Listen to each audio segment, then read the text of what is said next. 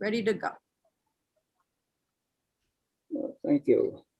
As chair of the House Ways and Means Committee, I find that due to the state of emergency declared by the governor as a result of the COVID-19 pandemic, and in accordance with House Rule 67 and the governor's emergency order number 12, pursuant to Executive Order 2020-04, this public body is authorized to meet electronically. This is a work session on revenue. Please note that there is no physical location for members of the public to observe and listen contemporaneously to this meeting. However, in accordance with the emergency order, I am confirming that all members of the committee and select legislative staff have the ability to communicate contemporaneously during this meeting through the Zoom electronic meeting platform, and the public has access to contemporaneously listen and, if necessary, participate in this meeting by the Zoom platform or by telephone. All necessary access information has been made available in the House calendar and through the electronic calendar on the General Court website.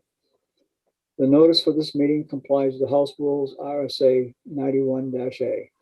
Anyone who has a problem accessing the meeting should call 271-3600 or email hcs@leg.state.nh.us. In the event the public is unable to access the meeting will be adjourned and rescheduled. I want to introduce the staff that are on the meeting assisting us. Jennifer Ford, committee researcher. Please note that all votes that are taken during this meeting should be done by roll call vote. Let's start the meeting by taking a roll call attendance. When each member states they're present, please also state whether there is anyone in the room with you during this meeting, which is required under the right to know law. So Representative Bernstein, if you take the roll. Thank you, Mr. Chair. Good morning, everyone. It is Morning. April 28th, 2021. It is 10:05 a.m. We'll begin roll call with Representative Abrami. Yes, I'm here in my home alone in Stratham. Thank you. Representative Mary Griffin. Representative Jordan O'Leary. Home in the office in Hudson. Janice is in the house someplace. Tell her I said hello. Representative Ober. Here in Hudson with the usual group of 6. Representative Doucette. I am on my mobile device in Salem, soon to be back in my home office. About 4 minutes, thanks. Your clerk is Alan Burstein. I'm in my home office in Nottingham, New Hampshire. Representative Elliott. I'm here in Salem, New Hampshire at my daughter's house. There's no one else in the home except me. Representative Janigian. Representative Nunes. Representative Baxter. Thank you, Mr. Clerk. I'm still in Florida. I'm alone right now, but there may be people that enter, and good morning to you. Good morning. Representative Spilsbury. Good morning. I'm home in Charlestown. My wife is elsewhere in the home. Representative Tudor. Morning, I'm home in Northwood. Wife and grandkids are upstairs. Representative Almy. Good morning. I'm home in Lebanon alone. Representative Ames. Yes, I'm here in Jaffrey, alone in my home office. Representative Southworth. Here in Dover, alone. Representative Malloy. Here in Greenland, alone. Representative Thomas Schamberg. Thank you, Representative Burstein. I'm here in Wilmot in my office, and my wife is in her office. Representative Tucker. I'm here in Randolph alone. Representative Gomarlo. I am in Swansea alone. Representative Loftman. Representative Gorg. Good morning. I am present and alone. Good morning. Representative Hacken Phillips. Good morning. I am present in my Concord office alone. Representative James Murphy. Good morning. I am alone in my home office in Hanover. Good morning. And our chairman, Representative Norman Major. Good morning. I'm in my home in Plasto, and my wife is in the house. Mr. Chair, there are 20 members present, 4 are absent. Thank you, Representative Bernstein. Okay, Christopher Shea, are you with us? I am, Representative. How are you this morning? I am doing fine. Would you go through the agenda for the morning? Yeah, so This morning, you should have received 2 emails from me. One had the typical worksheet that you use to do your revenue estimates, an Excel file and a PDF file.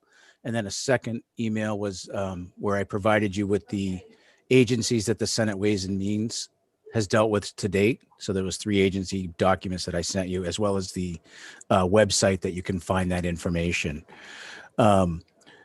So the first thing that I need to let you know is that there is a mistake on the worksheet I sent you. I'm going to screen share and just show you where that is.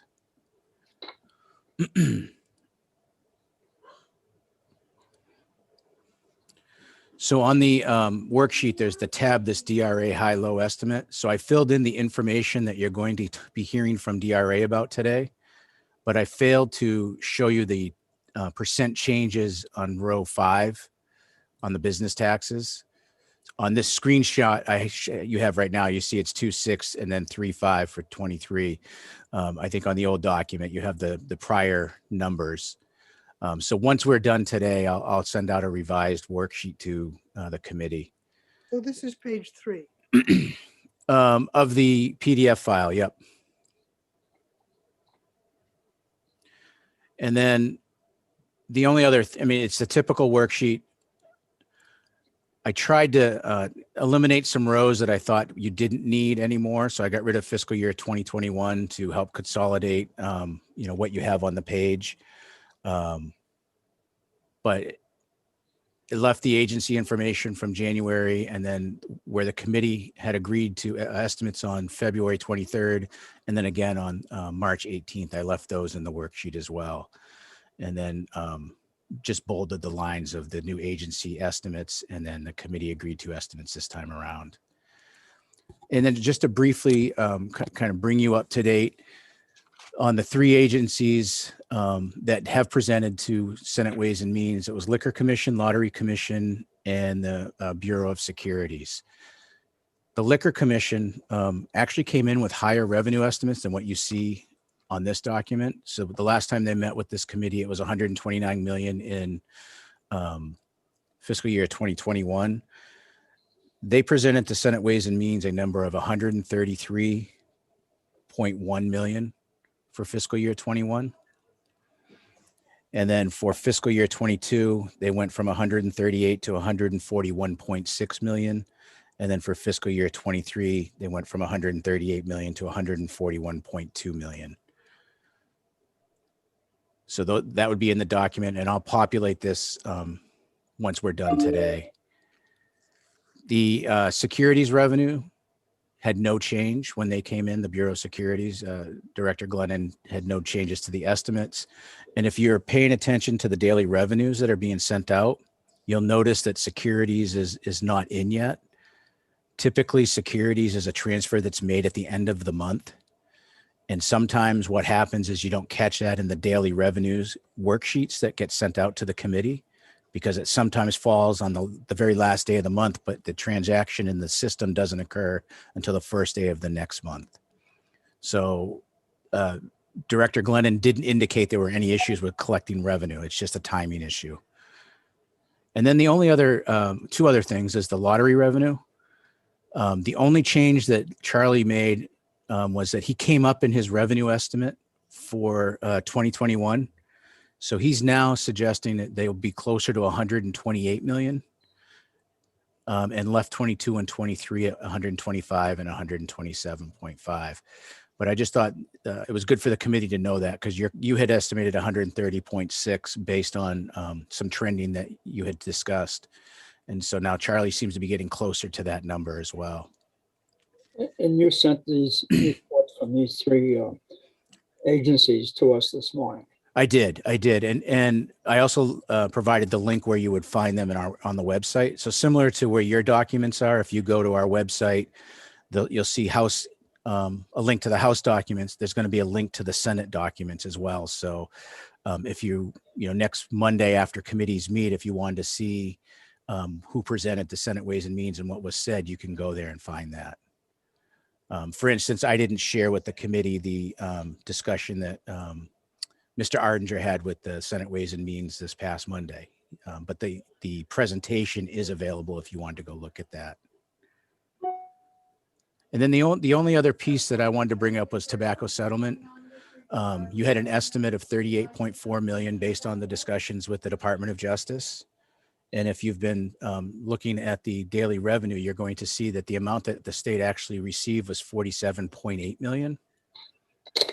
And the Mr. Sisson from the Department of Justice, they're still looking at why the number is higher, but as he indicated to this committee back in January through a letter, the settlement is agreed upon national sales of the participating manufacturers. And then there's certain percentages that each state will get as a result of that. So it's not a direct link to your tobacco in column C or E, depending on what document you're looking at. Just because your tobacco sales in New Hampshire are up, that's not why your tobacco settlement is necessarily up, because it's based on the national sales and it has to do with participating and non-participating members of the settlement agreement. So I just wanted to make sure to draw that link. Don't just assume that because it's high this year that the next 2 years will also be high. There may be some trend reasons why, and the DOJ will be looking at that as part of the work they do with the master settlement. And you said that was 47.8? Yes. Wow. 9 million more. Yep. Any questions of Chris on this? So stop share. So that's really all I had for the committee. Really, you want to talk to once I address your questions. I mean, DRA is going to give you a good rundown of what's been going on with the majority of the taxes that I think are really the ones you need to be concerned about. Okay, questions for Chris. Representative Bromley, followed by Representative Yurley and Almy. Chair, Chris, thanks. Right to the tobacco settlement. Yep. Such a increase this year, obviously they're looking at it, you said. Will they be joining us, or will they get through you their reasoning for why it was high, and as well as any changes that they may make for next year? So they're supposed to be providing a letter to Senate Ways and Means on what they think will happen with the settlement going forward. So that I was going to use that and share that with this committee instead of making several requests of the same individual for different committees. But I'm not sure, based on conversations earlier this year when we were trying to get information for your committee, I'm not sure that they're going to have a lot of ability to make changes to what's forecasted in 22 and 23, because it takes time for them to go through the calculation, the audit that's done on the calculation, and then determine why the amount was what it was, and will that continue to trend out in the next 2 years. So I think that's why I would advise at this time I wouldn't make any adjustments to your tobacco settlement numbers. Other than 21. Exactly, because that's in the door, that's in the bank right now. Right. Okay, thank you. Representative Yurley. Yes, thank you, Chris, for taking the question. The governor's estimates are closer to the actuals than are our estimates. So I'm just curious, did he have information that was not available to either the House or Senate at the time he brought his estimates together? His are, within a couple of million. Overall estimates you're discussing. Yeah, he's 240, or he's 251 versus 247. That was on the sheet you just showed. You're looking at tobacco revenue. Tobacco. Yeah, tobacco. Oh, okay. Sorry. I thought you were talking about settlement money. I'm like, okay, that's not the number. Not necessarily. No. They made estimates at a point in time, just as you do. And as you may recall, right after you completed your estimates in February, the governor came out with a letter with some revised estimates. So he or his team thought there were some changes to those estimates. It's the best that you can do at a point in time. So I wouldn't say that they had anything more than what this committee had. I think that you've gotten the same types of information as the governor's office also has. And I think that through our office and through DRA, you get some pretty good real-time information. Yeah, we do. Thank you. I just wanted to make sure that everyone was aware of that timing issue. Although you can't time the market, you can certainly time your estimates. Representative Almy. Thank you, Mr. Chairman. Back on the tobacco settlement itself, there is an enormous amount of litigation that goes on huge numbers of issues within the tobacco settlement every year. They have huge numbers of lawyers on all sides. And I'm wondering, it sounds to me like that extra money is probably another of those litigations having been temporarily settled. They settle them a year at a time, often. And why the Department of Justice doesn't get a heads up when this stuff is going to be coming out, has been resolved and has been put in. Well, I think in the past, when we've worked with the Department of Justice around the tobacco settlement, they have updated the committee when there has been resolution on those outstanding issues. And they've also provided updates where they can. But as you note, they're ongoing in many cases. So there may be things that as attorneys and through the process, they cannot share with outside of that process until it's complete. I know Mr. Sisson's job primarily is to track the settlement, work with the various other state attorney generals and the audit group and the other attorneys for the tobacco companies to monitor and make sure that everybody gets their fair share on this. So it's as you noted, it's a fairly complicated process. When Mr. Sisson can provide some updated information, and if it's valuable enough to move it forward, we'll certainly share it with the committee. But as you know, it's really right up until the minute that they start to get checks when I talked to him at the beginning of April to find out how much we were getting, he hesitated to provide a number because he still wasn't sure.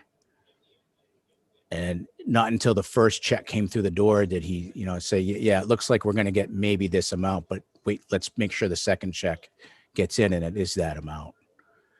So there's a lot of things I'm not aware of, obviously. So I think it's, we rely on the Department of Justice attorneys that are assigned to the master settlement agreement to provide information and to the best of their ability. What makes it really complicated is that there's two major issues. One has to do with the participating manufacturers. That participating manufacturers in the sale of their cigarettes is volatile.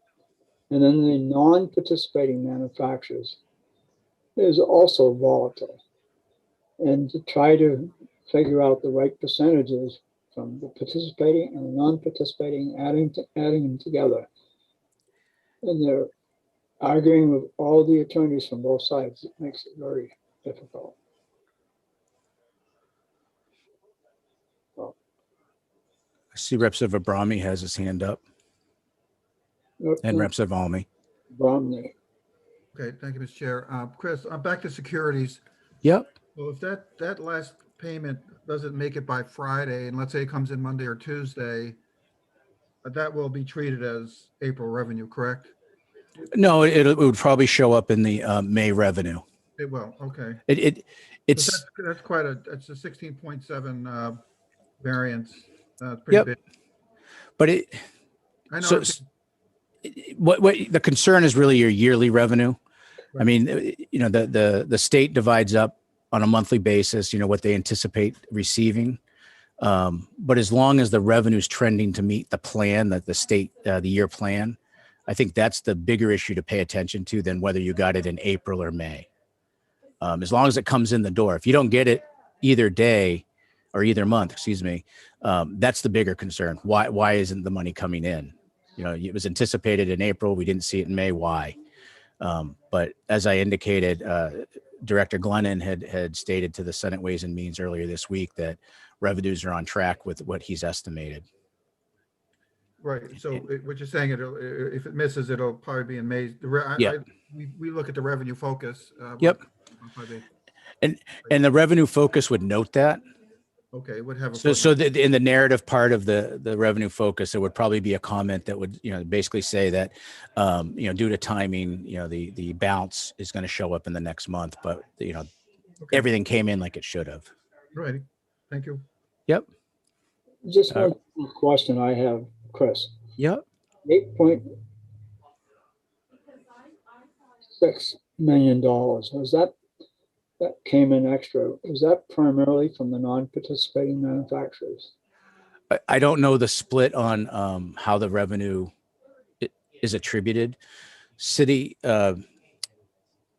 The Citibank is the depositor of the money, and they did it in over 2 weeks. Why they split it the way they did, I don't have an answer to that. I'd have to get that from Department of Justice. Okay.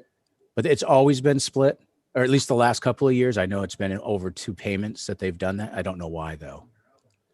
Representative Yurley. Yeah, thank you.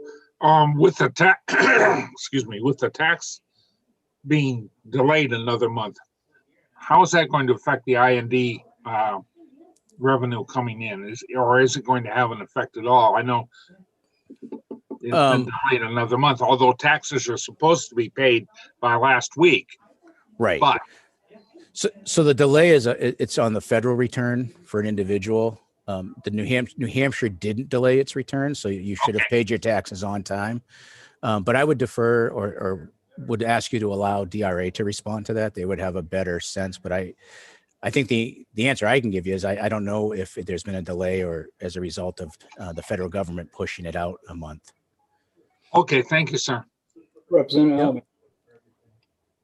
Thank you. Back to the tobacco settlement. The third thing that I think still varies is that there are penalties for states that don't do sufficient enforcement against illegal cigarettes. And there are places like New York where illegal cigarettes are all over the place. And when they lose money because of that, do the rest of us gain in that formula, or is that it just stays in a reserve fund or goes back to the manufacturers? So I don't know a direct answer to that question, Representative Almy, but in the letter that Mr. Sisson provided back in January 21st, 2021, he in the middle paragraph, he says the payments, there's 3 things that can have an impact on your payments. The payments are adjusted upwards at an agreed rate of inflation. The payments are adjusted downward based on decreases in the national market for cigarettes, and downward again to reflect the market's movement away from the premium brand cigarettes towards discounted non-participating manufacturers who have not joined the MSA. So those were the 3 things that in January that Mr. Sisson identified would have a potential impact on how you calculate what amount comes into the state. So I don't know how the enforcement would figure into that. Do we have an issue on? Excuse me? Do we have another issue dealing with other revenues that I want to ask Chris about? If no one does, Representative Major, I did have one thing I forgot to mention about liquor. Okay. So though they've estimated an increase, as you may recall, when they came in during their time with the House Ways and Means Committee, they indicated they had to pay out an extra $8.2 million to New Hampshire Granted Advantage based on RSA 126-AA:3. So that statute allows for the Department of Health and Human Services, if they're having a shortfall in that fund, to request Liquor Commission make a transfer to it. And at that time, there was no indication that there would be another one in fiscal year 21. However, at the end of March, the Department of Health and Human Services did reach out to Liquor Commission and indicated in the next 6-month period, so that would be the last 3 months of 21 and then the first 3 months of fiscal year 22, they potentially may need another transfer from the Liquor Commission. of an amount less than 8.2 million, but they don't know the amount yet. So I've trying to work with Health and Human Services to see if we can get some information related to that. But I just wanted to make you aware that there may be another hit to the Liquor Commission revenue, and I just don't know if it's going to be in 21 or 22 yet. I kind of think it's going to probably come into 22 unless they do something quickly. When did that start? What year did that start? Right. This is the first year that this is occurring. I think it was in legislation passed last year that they that the language was adjusted to allow for this to occur. And the first time you saw an impact was in January, February timeframe when Liquor Commission came in and indicated they had to make that transfer. Way of bypassing the legislative process for portion. Rep. Savalmi has her hand up. Almy. Thank you. I think that was in the final budget to have a safety valve if there was going to be more Medicaid expenses than they'd budgeted for, that it was going to come out of liquor. I didn't find it particularly lovely, but it was something that made sense to the Senate. The legislation could have come out of anything. I think it was in the budget itself. It may and have it been. didn't show up until recently because they were going through the money that they had in the budget. Oh boy. I hope we don't see much more. Okay, any further questions for Chris? Then the DRA is here with Carolyn, Devin, Melissa. You can let them in. Well, thank you, everybody. I'll remain on the call if after they're done, if there's anything you need me for. Good, thank you.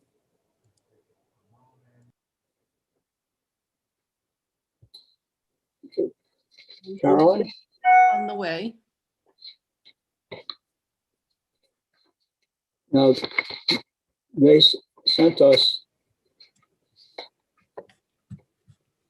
Department of Revenue Administration revised revenue estimates dated April 28th, which we'll be using this morning. So who's talking for the DRA? Good morning, Mr. Chair. It will be me, Melissa Rollins, Senior Financial Analyst for the Department of Revenue. I will also have Assistant Commissioner Carolyn Lear as my backup to take any of those hard-hitting questions. Okay. I'm going to attempt to share my screen. If you could give me a minute. Yes.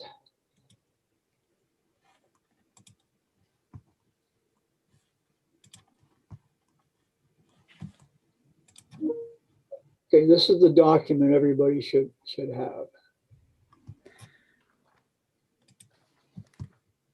Great. So everybody can see it all right? I can see it. I assume others would. Great. All right. So welcome. We are here to give some updated revenue estimates. We were here maybe a month or so back doing the same presentation. However, today we are doing revenue estimates through March.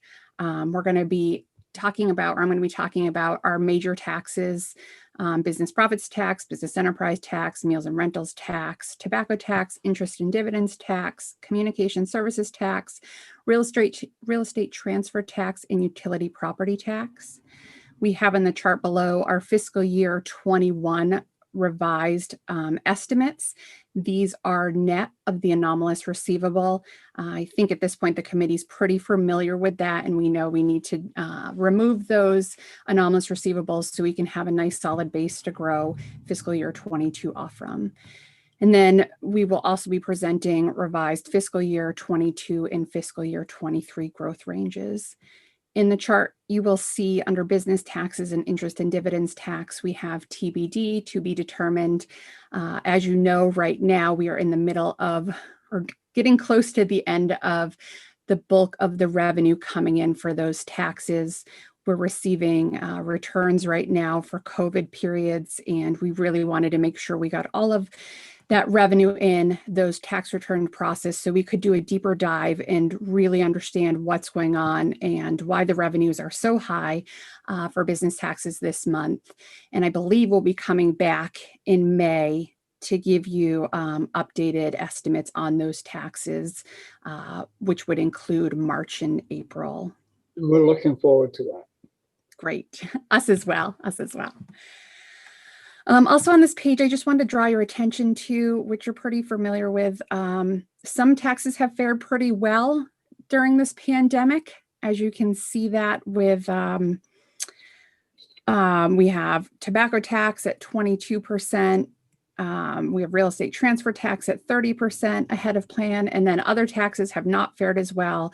And as you know, meals and rentals tax has been one of the hardest hit taxes through this pandemic at a loss of 17%.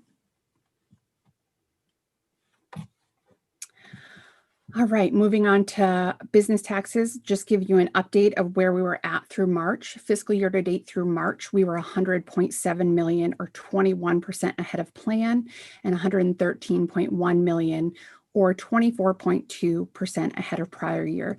This does include an $18.3 million anomalous receivable. As you know, and I just stated, effects on COVID-19 for the business tax, we're seeing that now in our March and April returns. So what's due in March and April are calendar year filers for calendar year 2020. So this will be interesting to see how these pan out and what they look like once everything is posted. I do want to note though that we may have an increase in extension payments that are happening this year, and we won't get actual data on those returns for extension payments for 7 months. So in the fall, we will get the full picture for calendar year filers of what happened in 2020 on these returns. Another thing that we thought was important to consider is that this session, we have had the largest stimulus package the federal government has ever infused into the economy. It's just less than 25% of the 2019 GDP, which is incredibly large. And we really think that those large stimulus packages have really helped carry businesses along. It has helped individuals with consumer spending and helping what's in their bank accounts. And it's just really something to keep in mind as to why we may be ahead so far. And lastly, we just wanted to know unemployment rates. Obviously, those have fluctuated, as well as just how the economy is performing in general is definitely tied to how business taxes are performing. In the second column in the next chart, we show fiscal year to date for business taxes. We're $561.6 million of revenue in so far, and that's 17.2% ahead of plan. And then for our fiscal year 22 ranges, I believe we did adjust these some from when we were last here. We expanded it a bit. We now have a range of 2 to 6% for fiscal year 22 and 3 to 5% for fiscal year 23. These growth ranges are based on predicted GDP. It varies on which sites you look at. The average right now we've seen is around 5%, but it is lower on some sites and higher on other sites. And then what we have heard in general across the board is that they do anticipate the GDP to slow during fiscal year 23 to around 4%. Again, that can vary some depending on the websites, but that is encompassed in our range. Any questions on business taxes through March? Any questions from the committee members? I do, actually, Norm. I can't find my button here, so. Okay, Representative Bromley.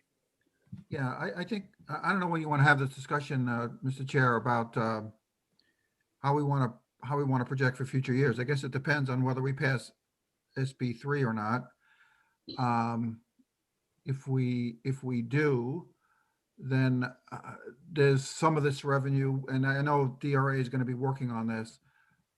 We have to try to best estimate how much of the revenue from this year is really, I guess, anomalous, that is going to have to be given back in the next 2 years.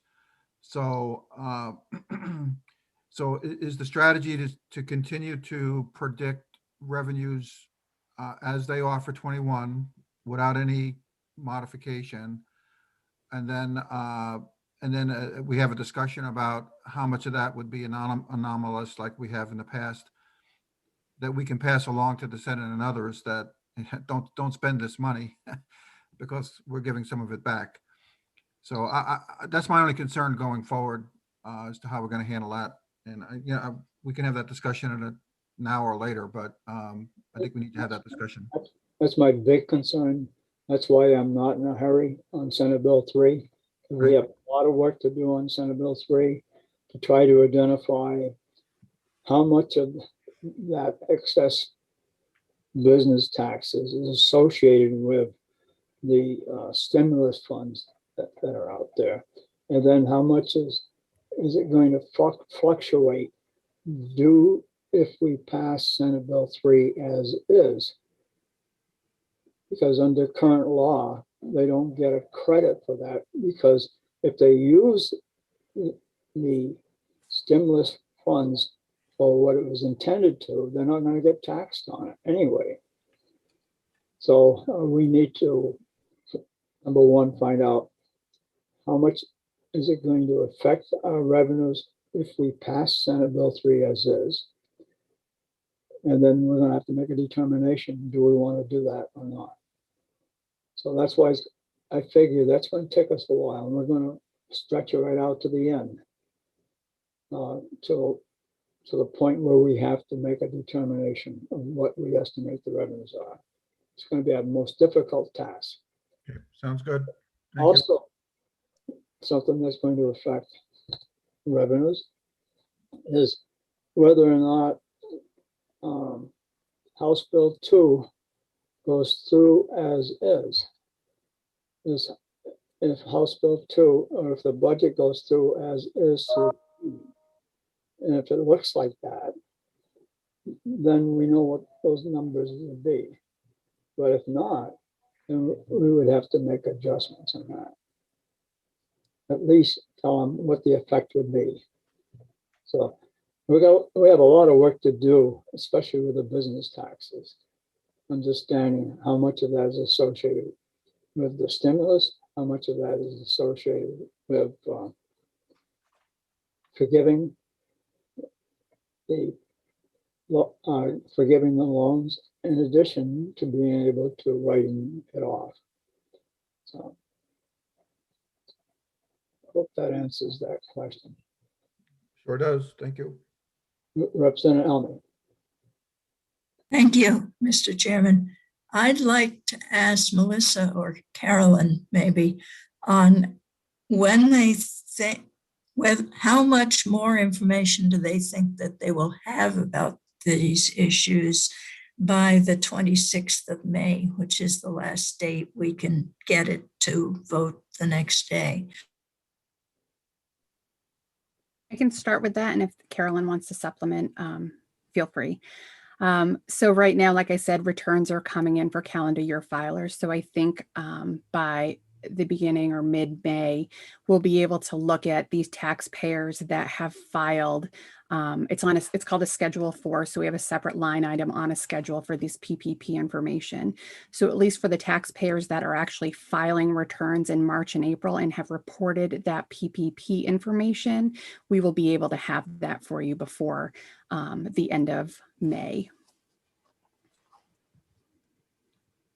If I could, I think that we were told yesterday that by Carolyn, I think, no, by Lindsay, that a lot of the businesses are likely that got PPP loans may be filing extensions. So we won't be able to look at their information.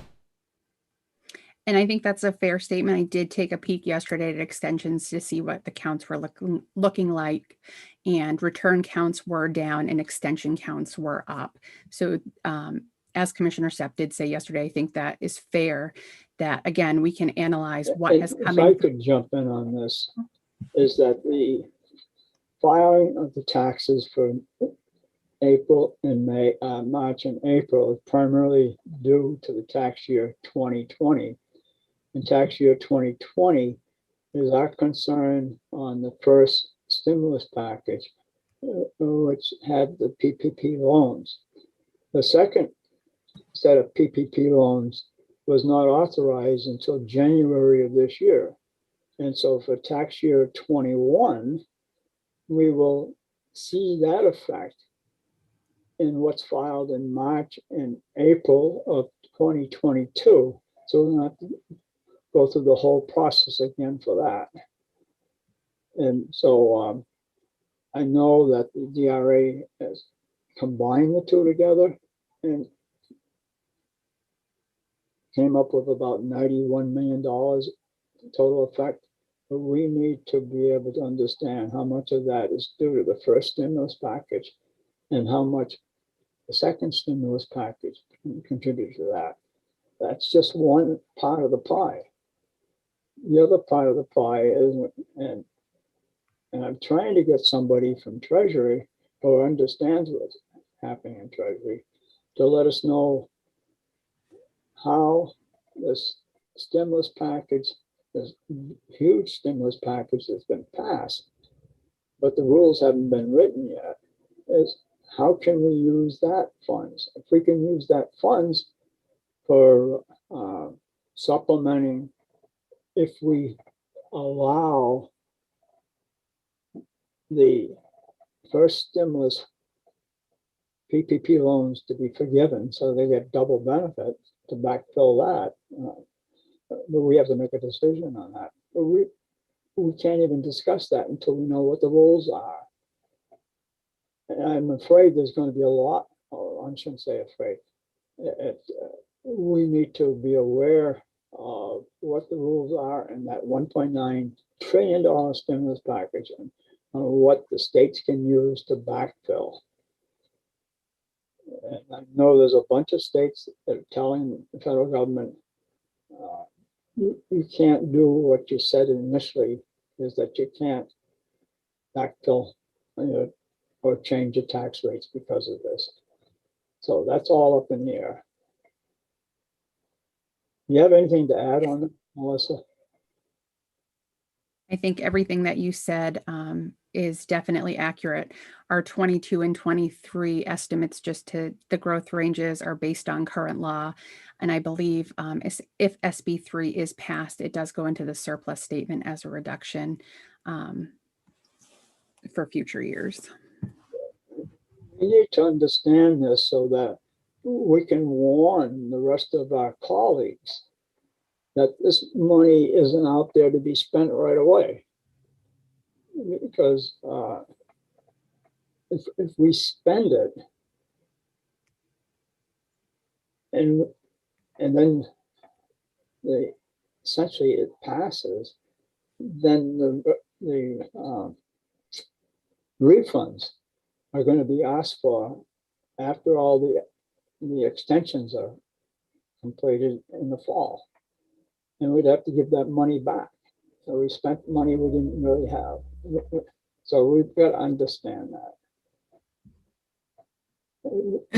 Mr. Chairman, but I was asking about the FY20 results that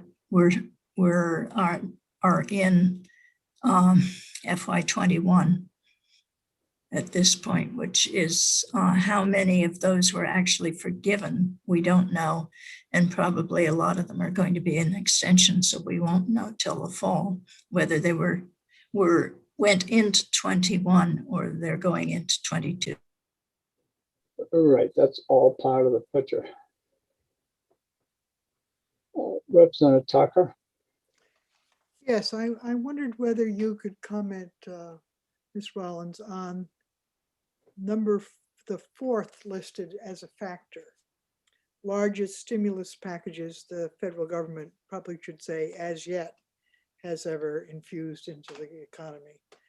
Have you done sort of a little study of what would have happened to our businesses here in New Hampshire with 500 or fewer employees if we hadn't had the packages? Somehow I think that it would give us a different feeling about SB3 if we understood what we would be dealing with in the way of revenues if we hadn't had those packages. Has the department had a moment to think about that? Thanks for your question, Representative Tucker. We have not done any implicit analysis on these federal stimulus packages. Anecdotally, we have attended quite a few webinars on how these federal stimulus funds have affected businesses and the positive impacts that it has on affecting businesses. And there's a wide variety, right? It's not just businesses, it's as well as individuals receiving these payments. Increasing individual payments through the stimulus fund also increases consumer spending, which then helps businesses. So it's not always just a direct correlation to businesses receiving funds from the federal government. It's also ties to individuals and their spending habits based on the extra funds that they have available to them with this money. So we haven't done an exact correlation to it, but we do. For exact. Yeah, but we do know that we have heard from other state agencies that revenues are up as well. It's obviously surprising compared to where we were back June of last year when we were doing revenue estimates and anticipating a large loss to where we are now.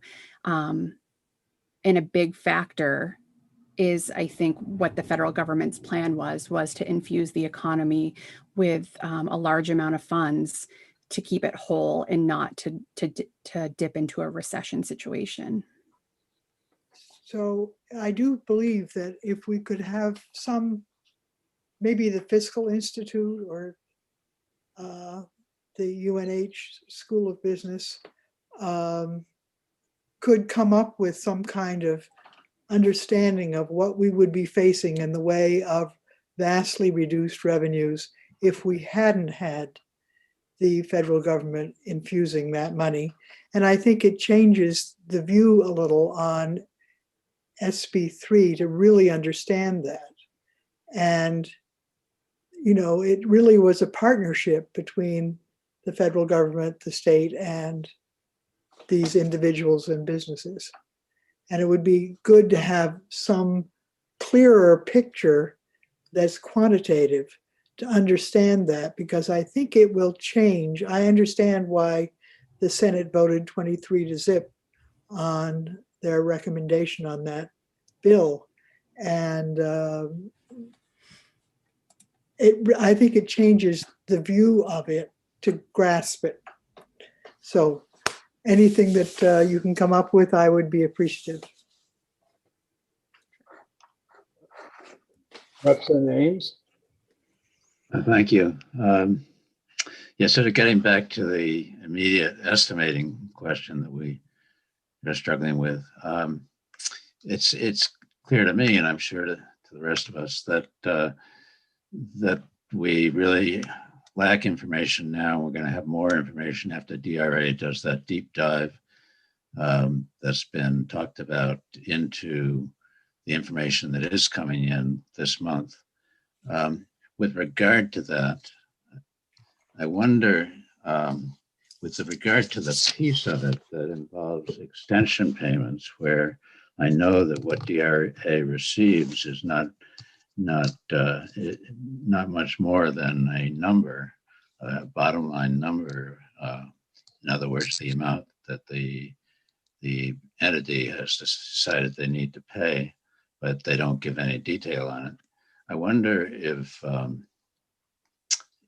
DRA could, in some way, do a questionnaire, a poll of some kind, a sample set of questions to payers of extension payments that directly asks about this PPP question and allows us to dig into that part of the revenue that is pouring in right now. So that's a question. I'm going to bounce that over to Assistant Commissioner Lear if she doesn't mind. Yeah, so I forget now the context, but we've done questionnaires in the past from the department, sort of optional questionnaires, and haven't had the greatest success in getting responses. But I wonder if a more efficient way to get answers wouldn't be to work through the CPAs that are filing the returns and ask them what their clients have been doing. And I can get with Commissioner Stepp and find out whether that's something that we'd be comfortable initiating, or get you folks in touch with the CEO of the CPA Society to do that directly. That'd be great. If it's from you as opposed to us, because our purposes are slightly different sometimes. Yeah, I understand that. So that would be great to try to figure that out. And if we need to do something, I'm sure Chairman Major would be interested in knowing what that is and deciding what to do. You make a good point, and it reinforces what I learned last weekend when my accountant told me he had an awful lot of his customers that would get refunds back because he asked to submit their tax returns based on current law. And it'd be nice to find out from the accountants is that about how much, what kind of percentage of their taxes that they're paying is associated with the PPP loans. And that would give us more information, whether it's trivial or it's substantial. And I hope that the DRA does it separately. And I'm going to see if we can find a couple of knowledgeable CPAs to come in before the committee so we can understand that better.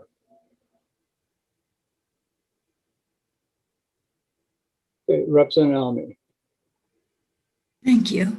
I think this is a great idea. And if we went through the CPA Society and gave them some time to ask their membership on, maybe we could get some kind of structure on it about the businesses that are generally reporting over $1 million of profit versus the ones that are generally reporting under 500,000 or less, so that we could sort of look at that together with the triangle.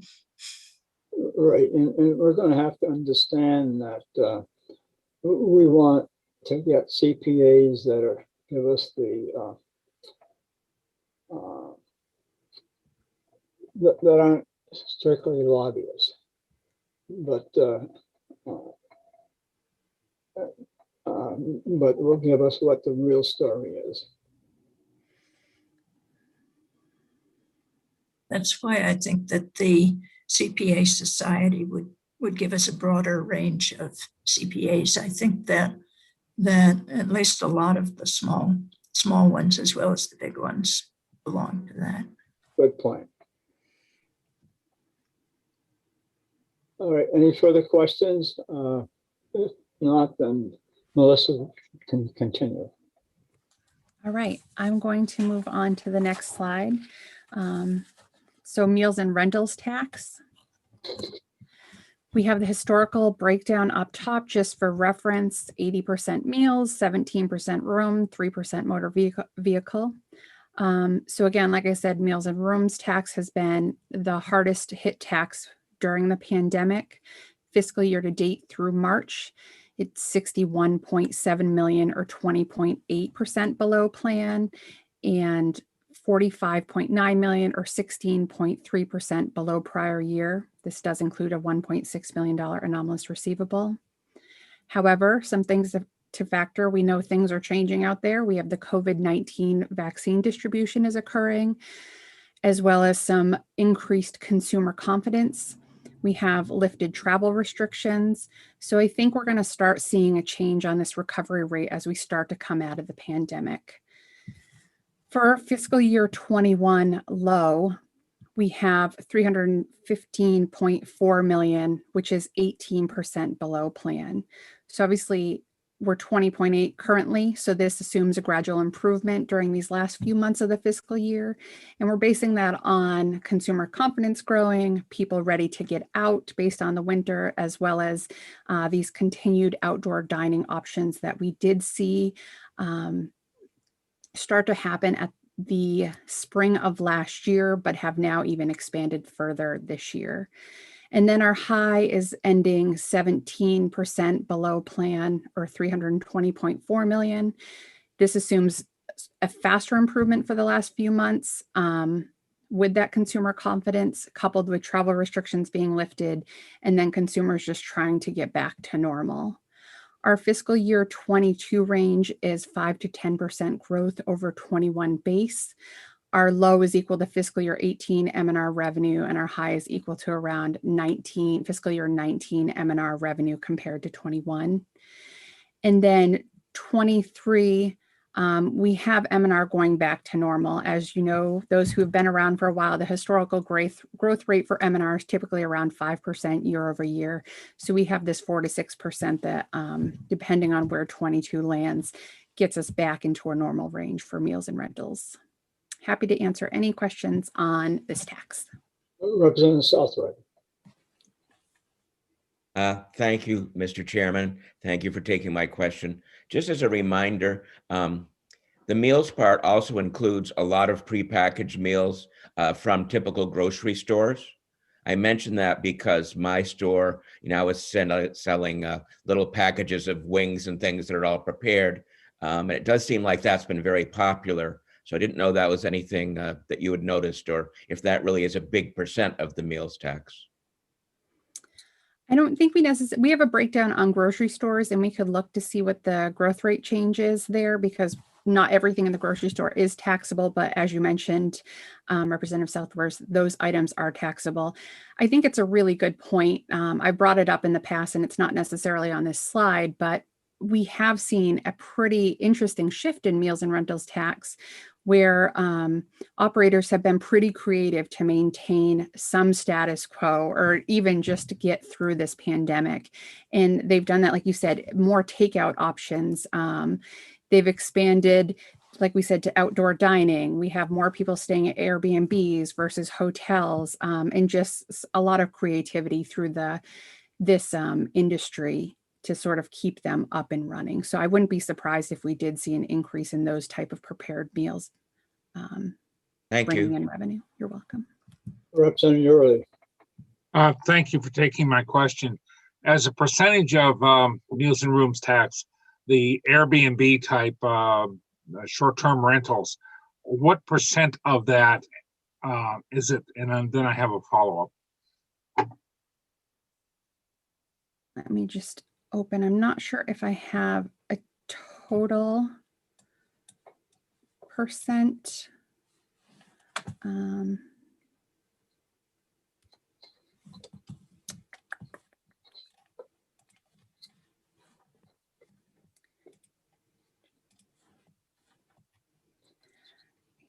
Don't think I have a total percent, but we can get that for you. It's essentially our rental agents, and I will look, we can get back to you. I'll send that in an email of how much they make up as the whole.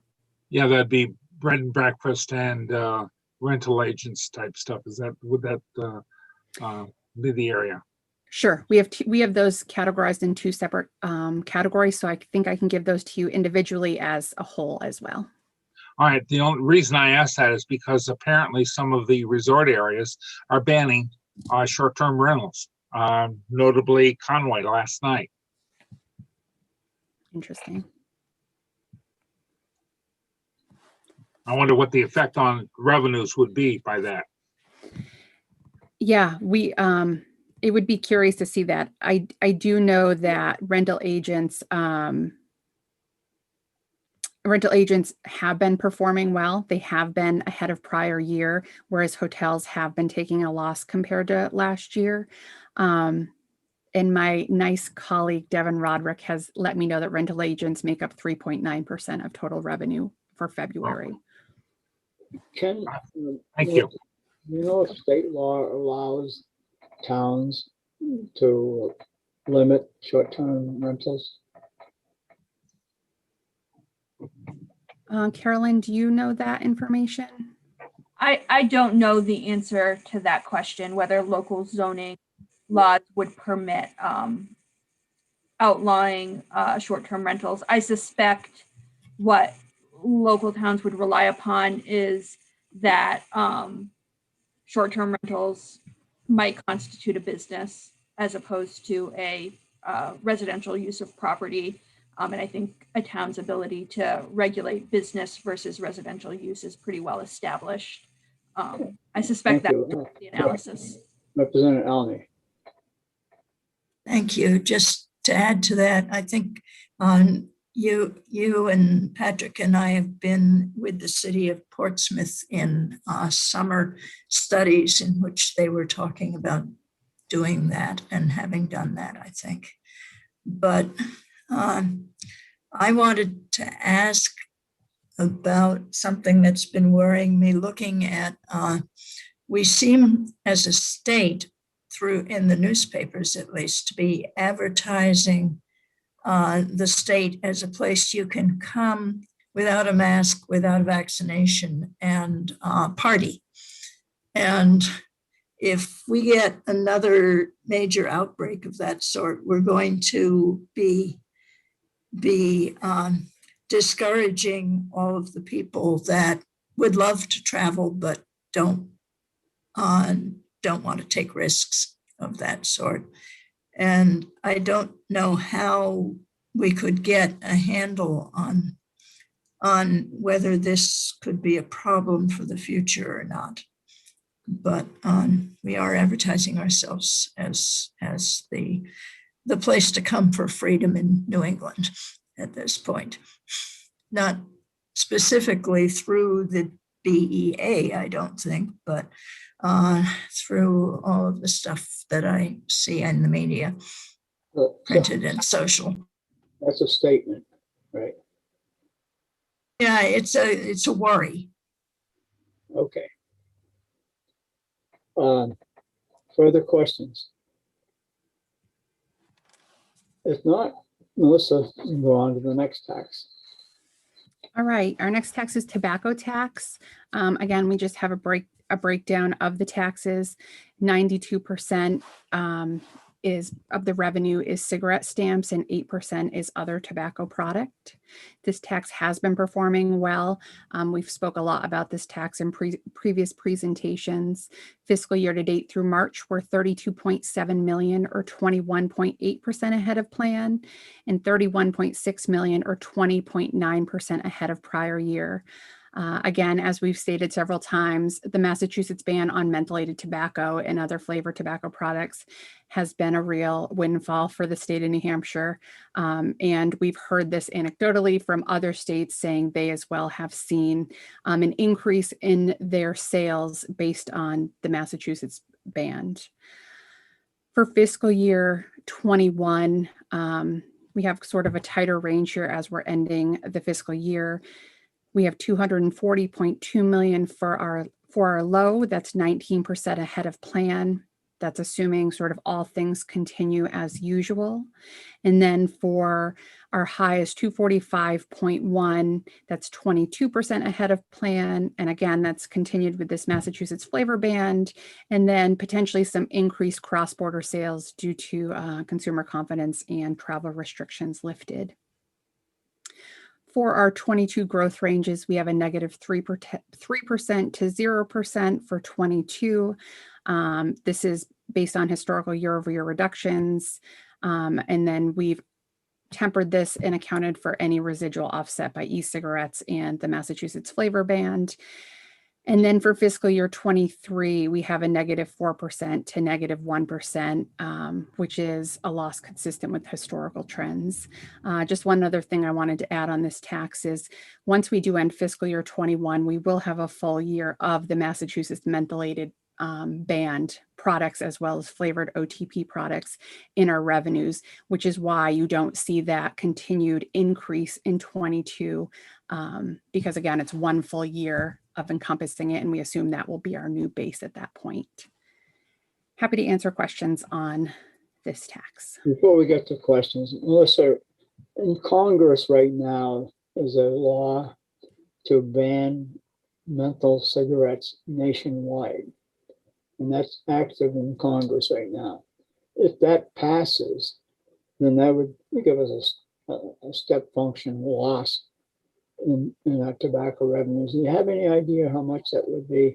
If it passes and is effective 1/1/22, then it would certainly affect our 22 and 23 estimates. Yes, thank you, Representative Major, for the question. You're absolutely correct. If a ban of mentholated products or flavored OTB products was federally banned, we would see a pretty decent decrease in our revenues, especially since we've had this bump up in 21 for more cross-border sales due to these products. We don't necessarily have a number tied to that because on our reporting, a stamp is a stamp. They purchase stamps with us. It doesn't matter the type of product they're buying. And this is same with OTP. When they're filing the return, it doesn't break out the type of product, whether it's mentholated or not. It's more in subcategories.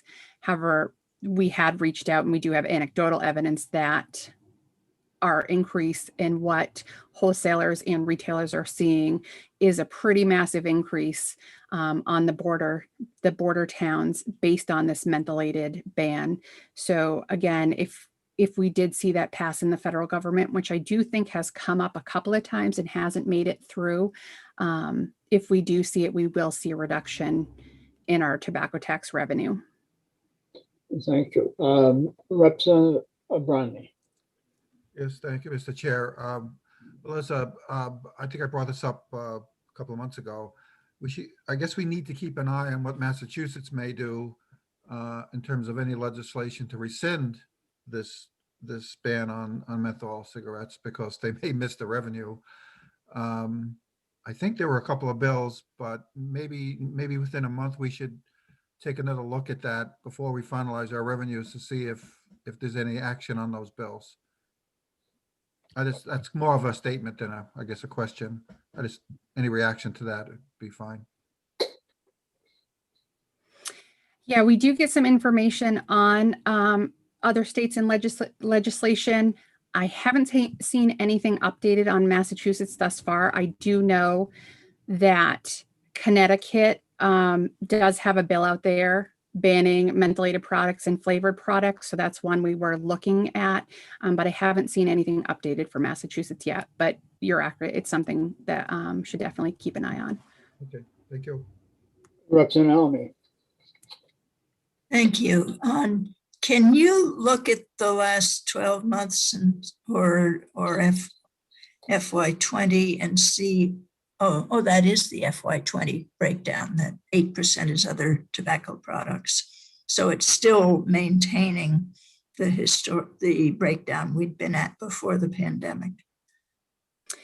Yes, it has definitely year over year grown by, it's still a small percent, obviously, but if we have it on our DRA website, the historical breakdown for these taxes, and OTP every year has been gaining by a percentage or two compared to the total, but that is a fiscal year 20 breakdown. Yeah, so that the pandemic didn't really affect that. And do we have an e-cig breakdown? I mean, it's a very small amount of money, but it's more tobacco than the money. Yeah, I think, and I'm going off the top of my head, I think it was around 3 million fiscal year to date so far for fiscal year 20 revenues for e-cigarettes out of the anticipated 240 to 245 million. So small percentage so far. And again, we do list that in our monthly tobacco reports that we send out. Any further questions to ask Melissa on the tobacco tax? I don't see any. So Melissa, you can go on to the next tax. All right, so interest and dividends tax, just like business tax, I'll give you an update where we're at through March with fiscal year 21 to be determined. Fiscal year to date through March, we were 19.1 million or 35.9% ahead of plan, and 21.3 million or 41.8% ahead of prior year. Again, this includes the 9.2 million of anomalous receivable. As you know, this tax does have historical year-over-year swings. It is interest and dividends tax. So when the stock market is performing well, this helps in this task. We know that more people have money in the bank. Again, we talked about the federal stimulus fund. That does play into this for individuals. And this tax appears to be unaffected by COVID-19. Of course, we'll see if that statement rings true probably towards the end of May, because as you had brought up, I forgot which rep brought it up, but Chris also addressed it. The IRS did extend their due date for individuals to file and pay their returns to May 17th. However, New Hampshire remains at April 15th, but we do know that, as we keep talking about this anomalous receivable, we do know that last year the federal government also extended their due date to July, where New Hampshire extended it to June, and we still did get a fair amount of money and returns filed in July based on the federal due date.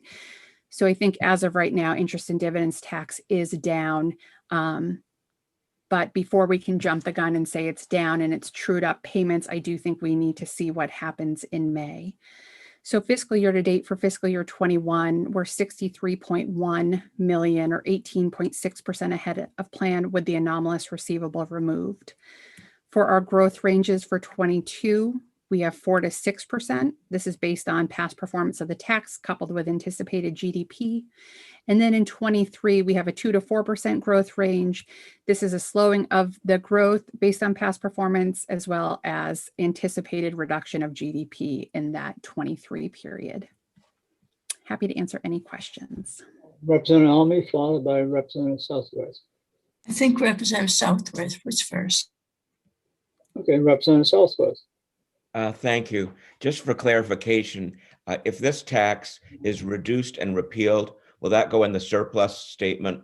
So this will be in the front of the budget as if it was really going to happen, and then the surplus statement will correct that. That's correct. Right here is based on current law. If that does pass, then the surplus statement will have that reduction of revenue for 22 and 23. So people really need to have the surplus statement next to the budget, so to speak, to really understand some of the changes. I'm just thinking of the public. Yeah, I think that's an accurate statement. Your end revenue is your revenues, your projected revenues minus your surplus state, minus or plus your surplus statement items. Thank you. Representative Almy. Thank you, Mr. Chairman. Can you check on now or right after April is finished, how much refunds we're getting in requests we're getting in this, or how much better, how much overpayment of last year's tax is showing up this year? Yeah, sure. We get reports on that and we can see what it looks like once all these returns are in and processed for April. As of right now, I don't think there's anything sitting out there that's glaring that it's going to be any massive refunds, but we'll definitely take a look once everything's processed and let you know if that will have a major impact or not. Thank you. Any further questions on the interest and dividend tax? Seeing none, Melissa, you can go on to the next. All right, communication services tax. Fiscal year to date through March, we're negative 300,000 or 1% below plan, and 400,000 or 1.4% ahead of prior year. As you know, this tax, unemployment rates can affect this tax. It might affect a taxpayer's, or excuse me, a taxpayer's ability to pay this tax, which was then result in a reduced CST tax. Also, we have the taxability of VoIP conferencing and increased use of product. offset by some decreased use of VoIP. For the taxability of video conferencing, just to let you know that we are still looking into that. It's definitely on our list. We had said we were going to do an audit and look at these taxpayers to make sure they are paying tax, and that is still is an ongoing process. For fiscal year 21, we don't have a range on this tax because it doesn't vary a lot. We have 39.1 million. That's landing us 2% below plan, and that's a loss of 2% for the remaining months of the year. And then we have it flat for 22 and 23. Again, we normally see a decrease in this tax. We're starting to feel like we are at the low point with this tax, and then any offset being brought in by the taxability of the video conferencing would net that out to zero. Happy to answer any questions on CST. Questions from the committee members on CST? Representative Alme. Thank you. Are you any closer to being able to tell us what you would tax in the Zoom calls, the video conferencing? Yes, that's what I was speaking to you about before, Representative Alme. We're definitely, our audit division is working hard on this. They're still in the process. And as soon as we have any additional information, we will share that with the committee. Further questions?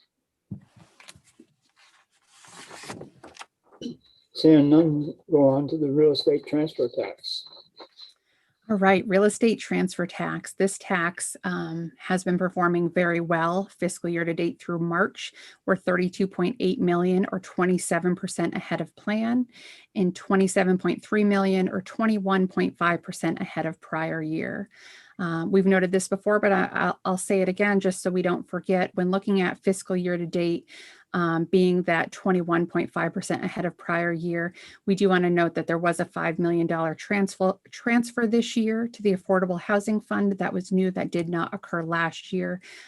So when looking at numbers compared to prior year, you could add in an additional 5 million, moving us even further ahead of prior year. We also wanted to note, and some items to consider is mortgage rate interest are historically low and seem to be stable at this point. There's also some creativity with real estate agents doing virtual home sales. We have available housing and property values as factors.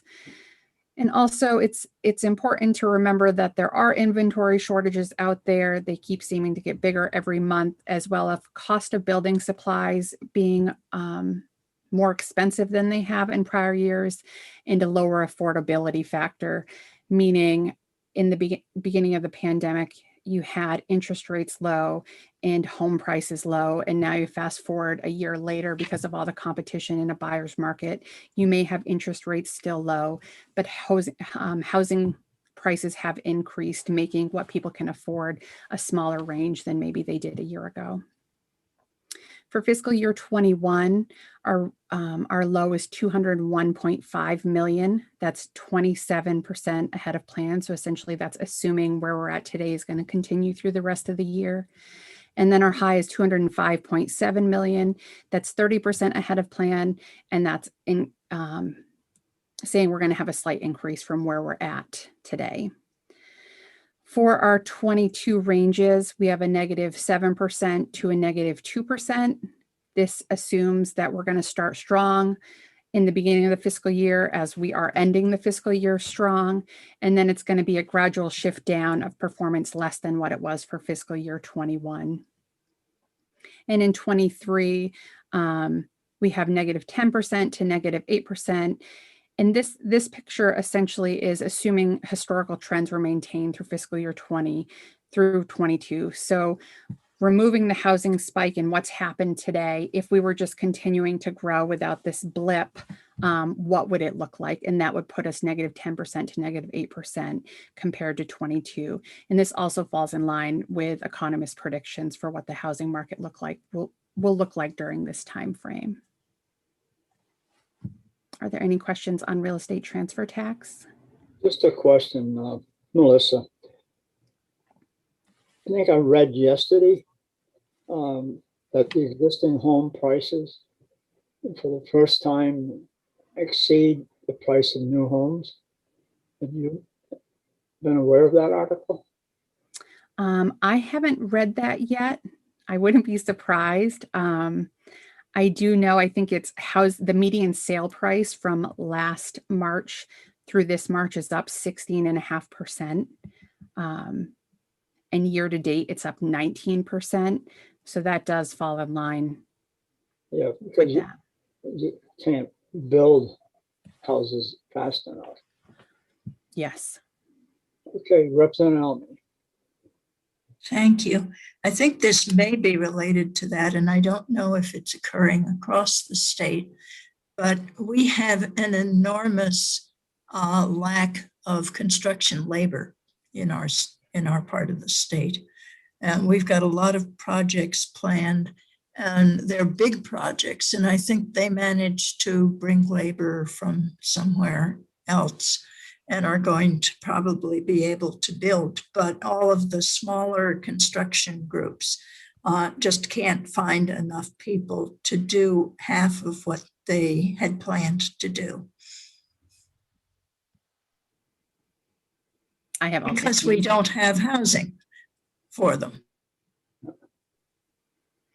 It's a strange world we live in right now. Questions of Melissa on the real estate transfer tax. And I think you're wise in what your estimates are for 22 and 23, because it is a bubble right now. I don't see any questions. So. All right, we're almost there. Utility property tax. Factors to consider for this fiscal year to date through March, we're $500,000 or 2.1% ahead of plan. And we are 400,000 or 1.7% ahead of prior year. Some factors to consider for this tax is property may decline in value due to changes in economic conditions. If any new taxable property may be constructed.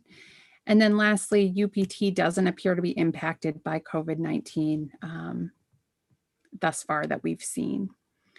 For fiscal year 21, we don't have a range on this tax either because it doesn't tend to swing very far in either direction. We end our fiscal year 21 estimate is 42.8 million or 3% below plan. This is a reduction for the remaining months based on reduction of utility property values from the prior year. And then we have it flat for 22 and 23. Any questions on the utility property tax?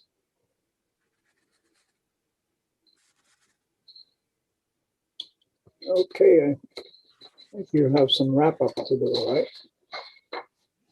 Yeah, so I think our last two slides are just summary slides that hopefully are just easier for you than having to go through each slide. It gives a summary of our fiscal year 21 low and highs with that anomalous receivable removed. And then it has our growth ranges for 22 and 23. And then our last slide, this is just an internal document that we used, but we thought we'd share that might be helpful. It's similar to Chris Shay's. We have fiscal year 20 audited revenue. We have fiscal year 21 plan. We then have the latest governor's estimate as well as your estimate, which is pre-March data. We have our DRA estimates that we gave to the Senate and they're same that we're giving today, which were done on the 19th. Those contain March data. And then we have our growth ranges for 22 and 23. I think it's important to note on this slide, although the numbers may vary because the base is different for 21 with this new March data, the estimates, or excuse me, the percentages probably still fall within our percentage. So that's really the area you want to look at for 22 and 23. Okay. Representative Bromley. Yes, thanks, Mr. Chair. Melissa, do we have a sense of when the Senate will have their revenue projections done? I don't think so. They're going to have us back again in May. So I would assume not before May if they're having us back here in the next couple of weeks with the business and IND information. Maybe, thank you. Mr. Chair, do you have any sense of what they're shooting for? I'm just curious. The Senate in terms of getting their revenues done? Norm? Uh-oh. You asked me a question. Your volume is real low. Oh. Say it again. No, do you have a sense of when what the Senate's shooting for to get their Senate Ways and Means targets done for revenue? Actually, I haven't asked Guider about that, but we will be talking later this week. Okay, thank you. Representative Southworth. Thank you, Chairman Major. Thank you for taking my question. We are getting closer to the governors. I just wanted to double check. Are all of his estimates also current law? Because it seemed like sometimes he was considering other factors. That's a good question. Chris Shea might know. I think these last ones are current law, but he has his hand up, so I'm going to let him take that. Thank you. Representative Major, is it okay to respond? Yes. Yes, we worked with the governor's office at the start of the process to get the base revenues to be current law. And any changes we put in a separate section is changes to current law. And I have a sheet once DRA is done, I wanted to share with the committee just to talk about real briefly based on a couple of comments that were made during the presentations. But yes, it is current law. Thank you. Any further questions of Melissa? Mr. Chairman, Representative Schamberg here. Representative Schamberg. I have a question for the chair. Will the DRA be back next week when we meet?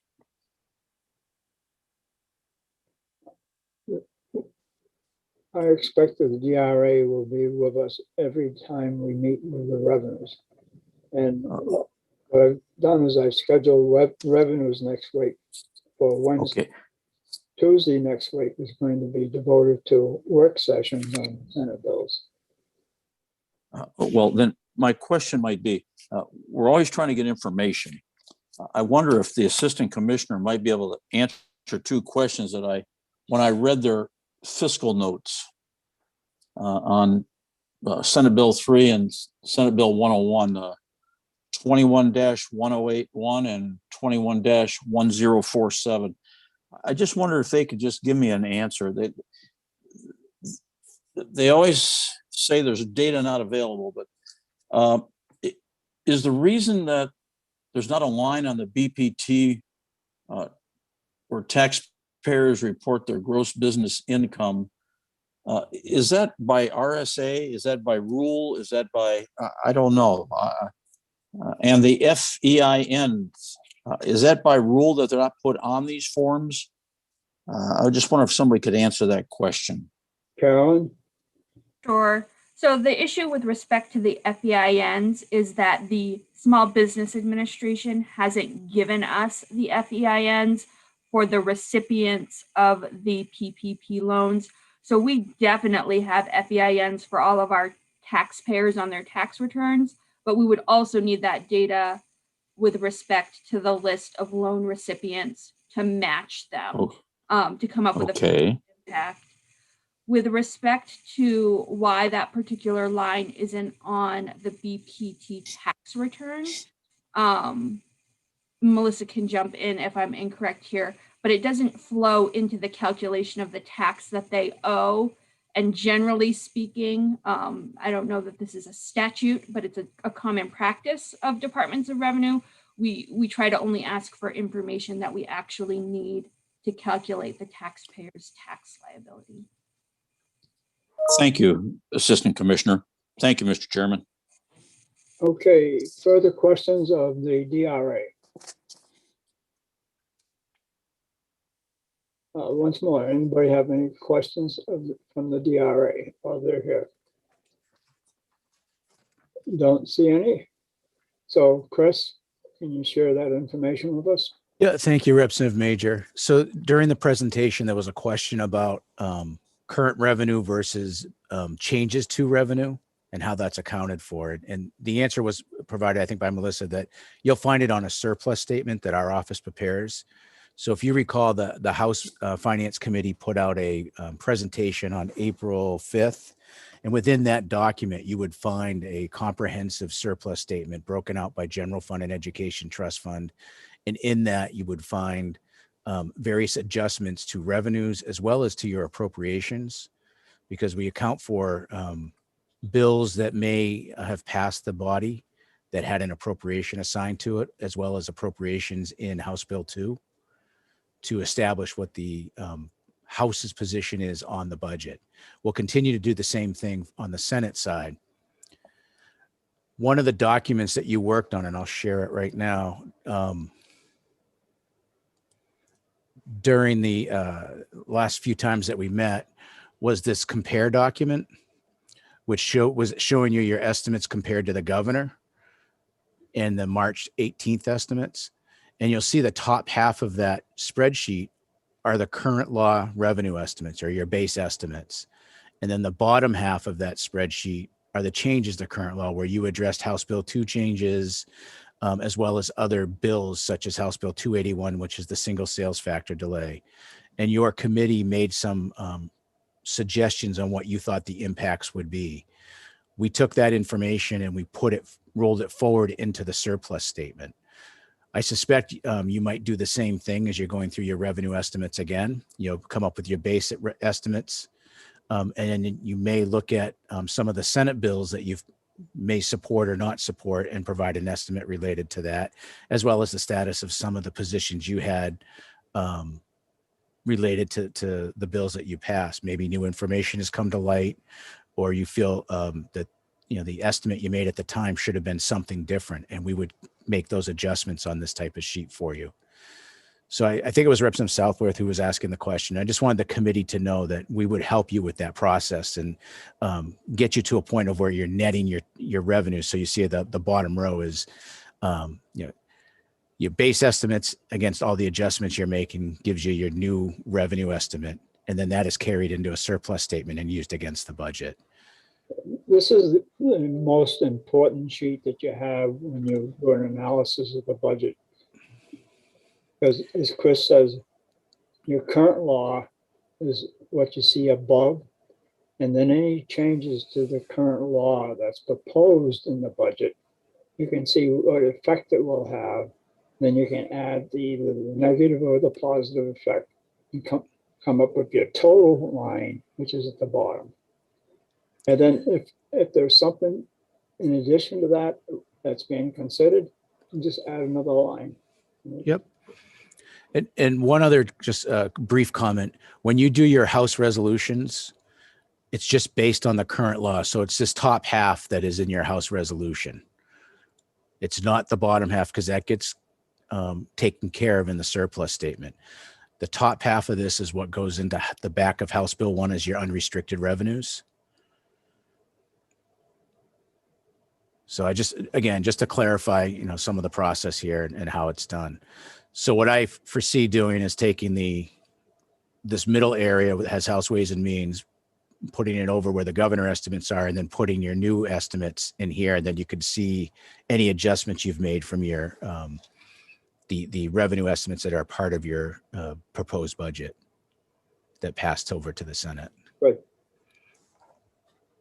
Any questions to ask Chris on this? Do you have anything else? I do not, but I see Representative Abrami and Representative Southworth have their hands up. Okay, Representative Abrami.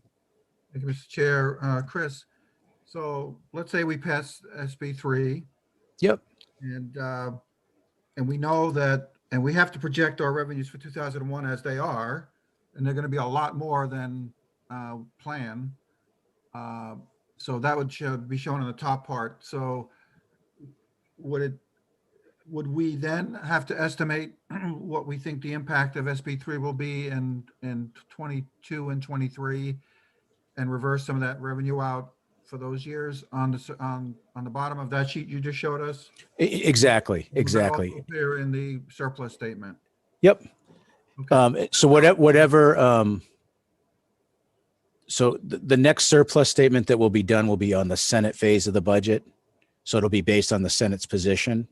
And then the final a committee, a conference will be had between the House and the Senate to iron any differences out on the budget. And the final surplus statement would consider anything that you've agreed to in terms of the base revenue estimates, as well as any changes to law, either in House Bill 1 or other bills that might impact your revenues.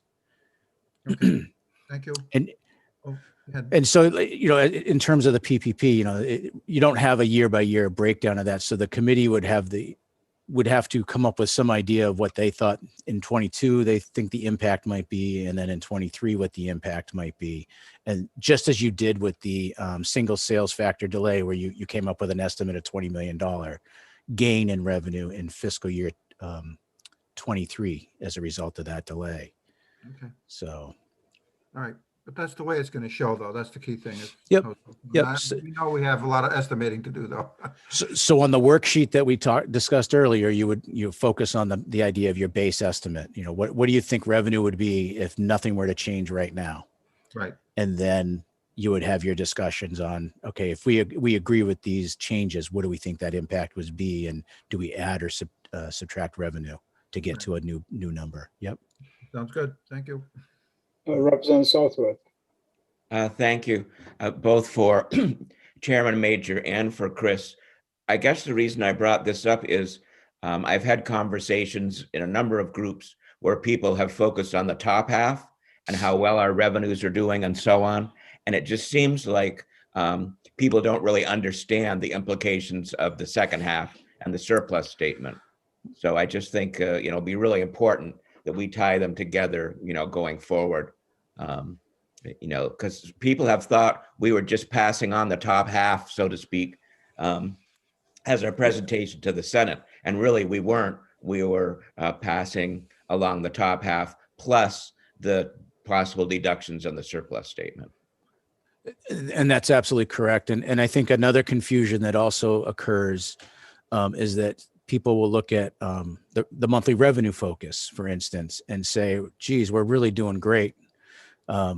You know, I'll pick a number, $200 million ahead of plan, but you've already considered some of that revenue in your estimating.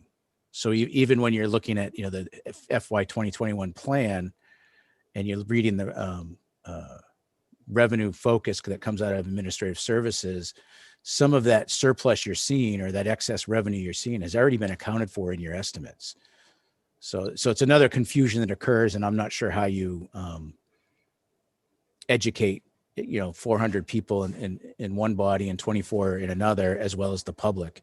I mean, we do it through our briefings as much as we can, and we put it in all our documents and make reference to our surplus statement. But you're absolutely correct, Representative Southworth. I think there is confusion at times. Representative Almay. Thank you. This wouldn't help with the plan problem, but I'm wondering if we, and this would be for Representative Major, on whether we could innovate on the House resolution and include an estimate of surplus statement on it when we give it to the other members and to the Senate. I think that's a good suggestion. It would be an addendum to the House resolution, but it would add clarity to the total revenue picture. Representative Spilsworth. Thank you, Mr. Chairman. This morning's discussion included references to two transfers that I don't recall previously having heard about. So I'm trying to absorb what these are all about and how similar they are and whether there are many other examples. So one was the draw for DHHS from the Liquor Commission, which I gather was 8.2 million. And the other was the draw for the Affordable Housing Fund, $5 million from the real estate transfer tax. Am I correctly understanding these to be unbudgeted provisions that allow for a transfer to cover a shortfall in a dedicated program, or am I misunderstanding that? You're half correct. So the affordable housing was accounted for in the surplus statement when that became statute. What happens on a cash basis, the money comes in the door and then it's transferred to the Affordable Housing Fund. So it will be reconciled, out of the cash. You have two other instances of that. One is with the school building aid debt service that comes out of Meals and Rooms. So you'll see an adjustment at the end of a month for an amount. So that's accounted for in your estimates. And right now it's about $8 million a year for that. And then the second is the real estate transfer tax, where a portion of that goes to LCHIP program. So it's roughly $4 to $5 million a year, depending on how many transfers are occurring. And so that comes in the door on a cash basis, but then there's a transfer made, or it's carved out of the revenue. It's not counted towards the unrestricted general fund revenue. The difference is with the DHHS one. So that's unknown. It's not planned for. The language just gives them the ability to ask liquor to make that transfer if they need the funds, but there's no plan for that or no accounting of that, because there's at this point no way to assume what they might need going forward. So you're saying that 3 of the 4 that you've just described are budgeted, are accounted for as part of your revenue estimates. Yep. Okay. Representative Almy. Thank you. Chris, I've been wondering for some time whether LBAO weighs in with the finance committees when they decide to do something like this, about the best way to try to do it from the perspective of the revenue committees. It makes it a lot more difficult to explain to people what's happening to the revenues and to ourselves from the perspective of LBAO and proper accounting procedures. I'm not sure where it is and whether you try to do anything about it when they put these things in. I'm just trying to think how I want to respond here. What we do is make sure that what they're suggesting works, but we don't try to influence the policy or the end game that's trying to be achieved. So for instance, the affordable housing, the way that was set up, that's practically, that is perfectly okay to set it up in the fashion that they did, to restrict $5 million a year, have it paid out, I think on or before October 1st of a particular fiscal year. So we do work with them to guide in that sense. But in terms of communicating with, ways and means and when they want to do this, oftentimes we don't have a lot of flexibility, because some of these types of things may be decisions that occur in the last couple of weeks of a budget building process. Maybe an idea that's been floating around, it may have been considered in another bill, and then it gets brought into the budget preparation process. And so we just try to make sure it technically works. But we don't try to say, well, this isn't a good idea, you really shouldn't do this, you should really have it go through Ways and Means or any other policy committee. I have an opinion on that. If I could, any of this, that if money is to be appropriated, it should be appropriated from the general fund, because essentially that's what you're doing. Is when you take 5 million from Meals and Rooms and you take so much from tobacco or something else, you're taking it away from the fund. So it's each one of these 4 items should be debated and financed and funded with general fund, rather than saying, we're not going to go through this legislative process. We're going to give them this money, but we're going to take it directly out of Rooms and Meals. And that's muddies up the water, because you don't really, it's not a true reflection of what we raised in Rooms and Meals. So personally, I would fight each and every one of these.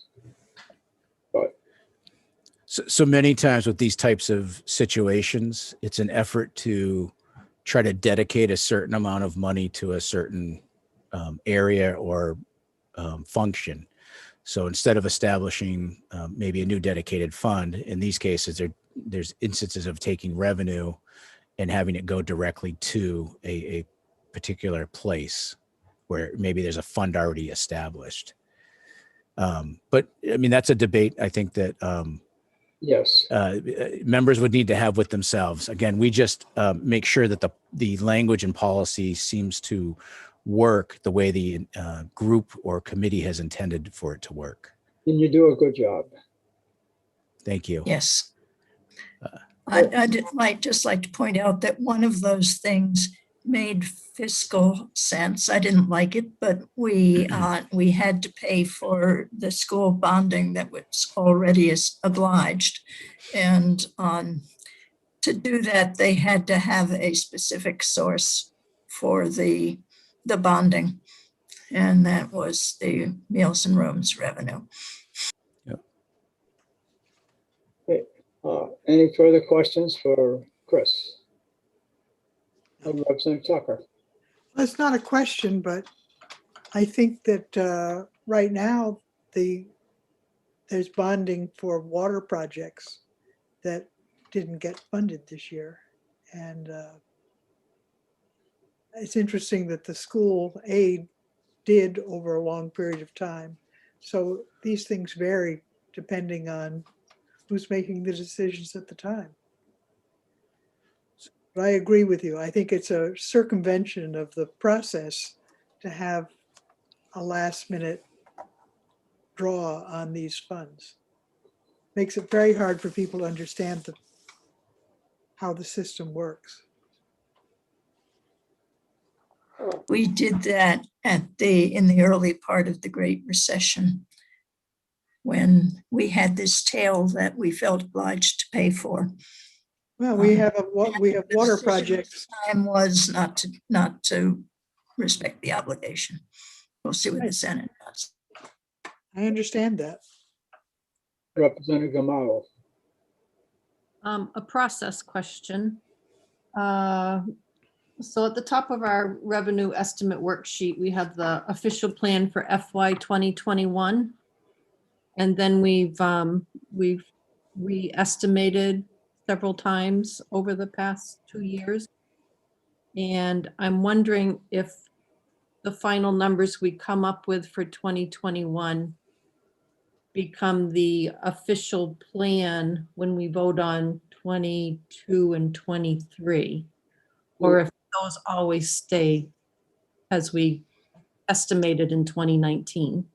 How the official plan is developed, it's after the budget is passed, and the Department of Administrative Services checks with all the agencies, and they examine each and every one of these revenue streams and what they do each month historically, and they come up with their best guesstimate as how much of the total is derived in July, August, September, etc. And that becomes the official plan based on the budget. We don't develop that. We may have some input into it, but it's the Department of Administrative Services that does that.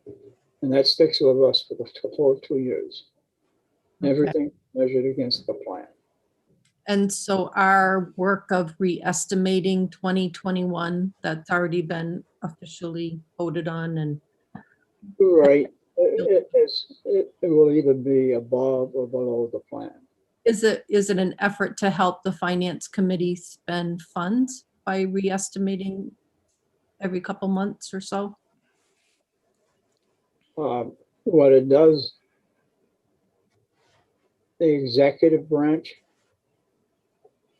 will monitor how the revenues are coming in. And if the revenues are coming in lower, then they have to start making adjustments. They want to know that early in the year. They don't want to know it in May because it's too late. Yes. Adjustment. So they look at what our revenues are against the plan, because the spending was based against the plan. Mm-hmm. Does that answer your question? Yeah, I guess I was wondering if the 2021 official plan numbers are relevant after June 30th of this year. Well, they are relevant because that's what the budget was based upon. Now, to implement the budget, you use that. But if the revenues are coming in less, then the executive branch has got to start reducing spending in order to be able to keep it within the budget. One more question. Modified by the revenues, the new revenues. One more question about that. So the DRA does their high and low percentages off of the plan numbers. So at the end of the year, Well, they do their, I'm sorry, they do their estimates based upon past performance, not off the plan. okay. The plan is only developed after the budget is passed. And it's for that particular budget. And All right. it take a few months to usually the budget will pass by the end of June. And then you won't see the plan for a few months, right? It could be 3-4 months. But when you do the revenue focus for July and August, you won't see a plan. You see their comparison against equal month of the year, the prior year. Thank you very much. Chris, I was just going to add a little bit. Generally, Representative Major covered it, Representative Grimaldo, but what's important about having the 21 plan is just so as you're working on estimates and trying to figure out where 21 might end up, you can kind of see where the committee 2 years ago kind of thought the plan might end up in terms of revenues, and gives you kind of a base to see, are we doing something wildly crazy here compared to what we've done in the past?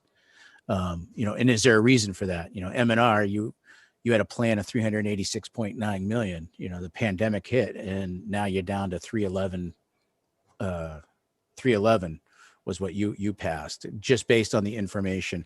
So the intention is to give you a sense of when you're building your base number for 21, that you're going to build your 22, 23 off from.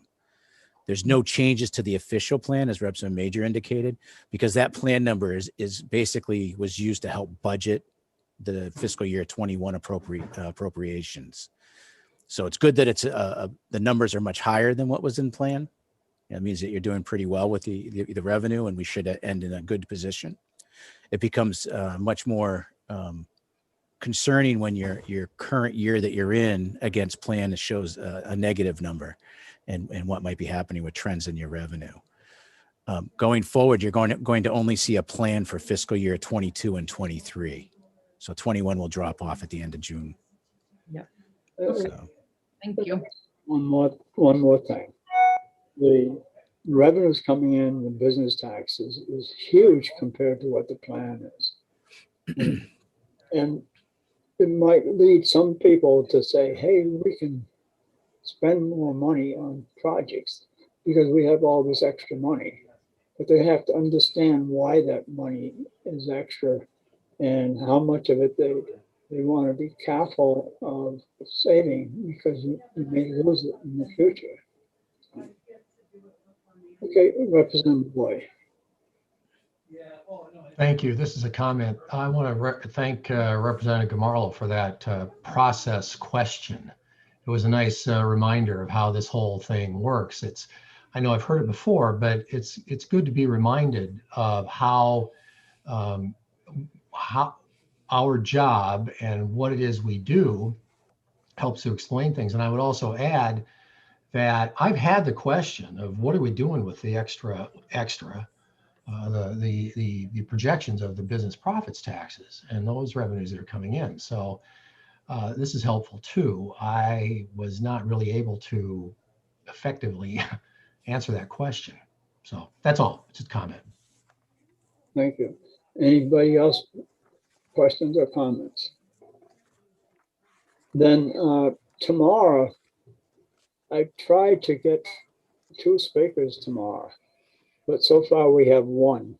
We have an economist coming in for 10 o'clock tomorrow to talk about the New Hampshire economy and where we stand right now. And then I was trying to get an update from Treasury, but we haven't had any response. Is Jen on the line? Jennifer? She's with I am. I'm back now. I was with Fish and Game. Jennifer, have we heard anything from Emily Brock? yeah, Emily? No, I didn't receive a response yet. Oh, boy. Okay, so then all we have for tomorrow is economist. Will bring us up to date on what he feels New Hampshire economy is doing right now. And that's at 10 o'clock. So who is the economist? It is Brian Gottlock. Wonderful. I know just who you mean. That's terrific. So he'd be able to tell us how the employment is going and other things.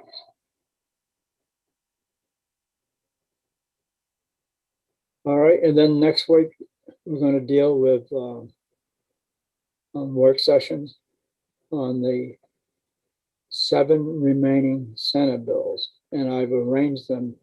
There are those that have to do with Lucky 7 tickets and that sort of thing. And Senate Bill 3 lastly, and then we want to identify, do any of these need amendments? Do they need more work? Will we be ready to exec them? I don't plan on doing any execing next Tuesday, but we're going to discuss the bills and identify those that are ready to be exec and what needs to be done, what we need for more information. All right. Is there a possibility of execing on Wednesday afternoon? I have an appointment. I'll try and rearrange it if we are. We only have 7 bills and we have a long time. We have to get them out around the 20 something? 27. 27. So I'd rather get bills in a position where we can exec them all at once. So we're not going to, I don't plan on execing right away. To get a tentative exec date so we can all keep our calendar free on that day. And we'll discuss that next week. Wonderful. Okay. But I don't plan on doing any execing next week. Wonderful. Well, today was very useful. Thank you. All right. If nothing else, then we'll see you at 10 o'clock tomorrow. Okay. Don't forget to check your emails. I sent the amendment to everyone. Good job.